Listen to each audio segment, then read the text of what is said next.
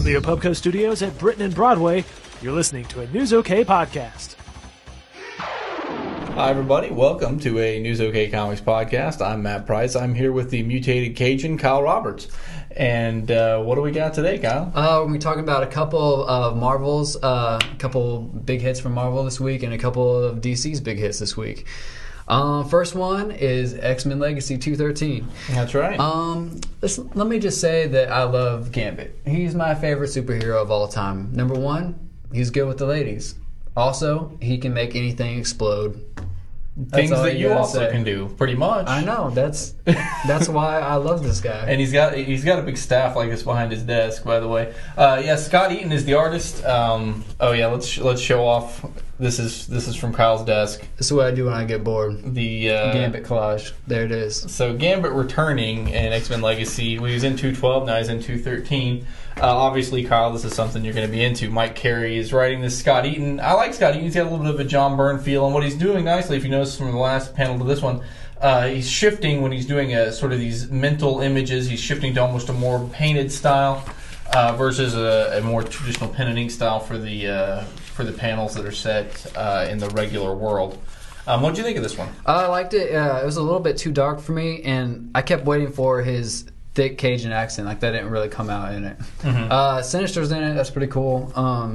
I was really expecting kind of more of the dis and dat, and kind of all of that dialect that I loved reading as a kid. And this is more of a dark comic. Mm-hmm. I don't know, maybe he lost his accent over the years. Roger's been hanging out with the X-Men for a while. He's lost his accent, I guess. It's got Mr. Sinister has implanted himself in several people's brains, and there's a storyline going on with that. Gambit and Sebastian Shaw team up to try to rescue Professor X. So it's pretty action-packed. It works sort of on two levels. You mentioned actually parts of it reminded you of The Matrix. Just kind of when they're in the real world of The Matrix, and just kind of the style of it just kind of reminded me of that kind of a dark story.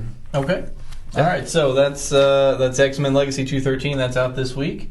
Another one that we looked at from DC Comics is Superman 677 with this iconic cover by Alex Ross.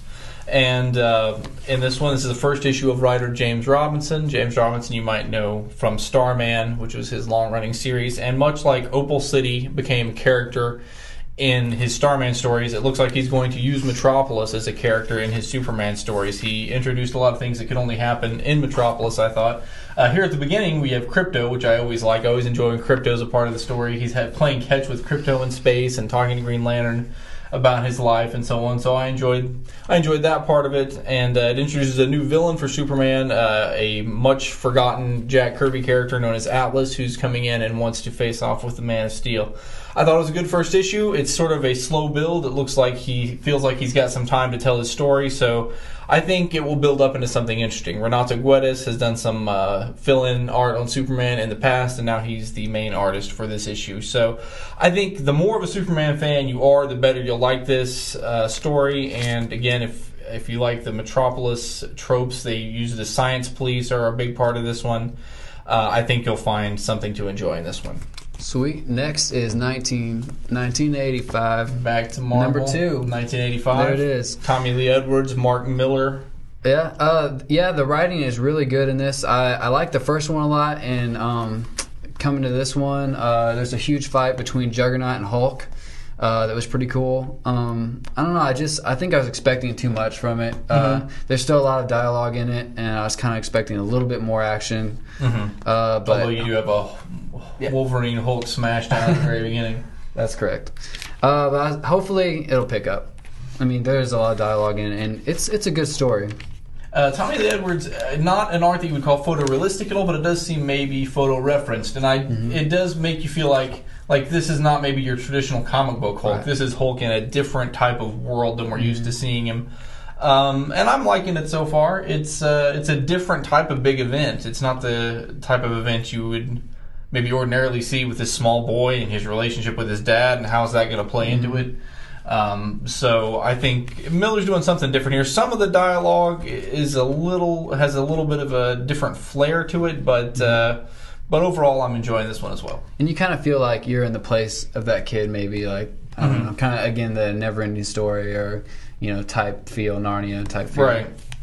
Yep. Okay, and then we'll close out with Final Crisis number 2, the second issue of DC's big summer crossover. I was a little bit underwhelmed by the first issue. I thought this one picked up a lot, and I enjoyed this a lot better. You've got Superman, Batman, Wonder Woman. They're wanting to investigate the murder of Orion, the new god. You've got Libra meeting here with the Luthor and some of the other supervillains, saying he can bring down the superheroes. He'll bring down Superman for Luthor. And then you've got the sort of overarching plot of these return of the new gods, the dark side, granting goodness. They're maybe into new people's bodies that are, which is kind of a strange thing to say, but they're coming back to the surface.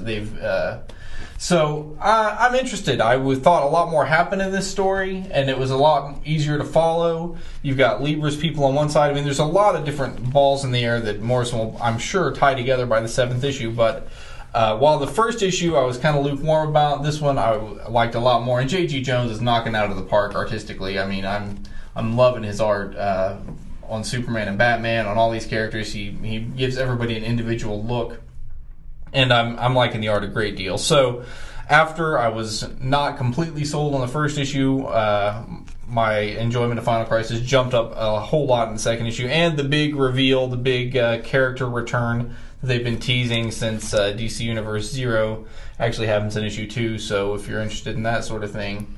So would you say this is your pick of the week? I would. After thinking about it, I think Final Crisis 2 is my pick of the week, and it makes me much more excited about the remainder of this series.